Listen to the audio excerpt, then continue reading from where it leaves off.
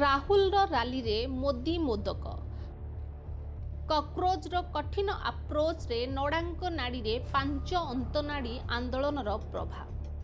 କେନ୍ଦ୍ର ସ୍ୱାସ୍ଥ୍ୟମନ୍ତ୍ରୀ ଜେପି ନଡ୍ଡା ସିଜିପିର ପ୍ରତିନିଧି ଦଳ ସହ ଆଲୋଚନା କରିଥିଲେ ଏବଂ ଆନ୍ଦୋଳନ ଶେଷ କରିବାକୁ ଅନୁରୋଧ କରିଥିଲେ।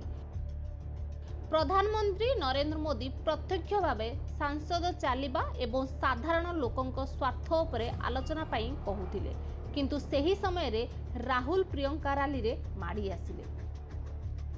ପ୍ରଧାନମନ୍ତ୍ରୀଙ୍କ ସରକାରୀ ବାସଭବନ ଘେରାଉ କରିଲେ। ମୋଦିଙ୍କ ଠାରୁ ଉତ୍ତର ଚାହୁଁ ଏହା ରାହୁଲଙ୍କ ଧାରଣାର ମୂଳମନ୍ତ୍ର। ନିଟ୍ ବିବାଦକୁ ନେଇ ଆନ୍ଦୋଳନ ତୀବ୍ର କଲେ। ବିରୋଧୀ ଧର୍ମେନ୍ଦ୍ର ପ୍ରଧାନଙ୍କ ଇସ୍ତଫା ଦାବି କଲେ। ଆନ୍ଦୋଳନକାରୀଙ୍କ ଯୁବକଙ୍କ ଉପରେ ଲାଠିଚାର୍ଜ କାହିଁକି କରାଗଲା ତାହାର ଉତ୍ତର ମାଗିଲେ।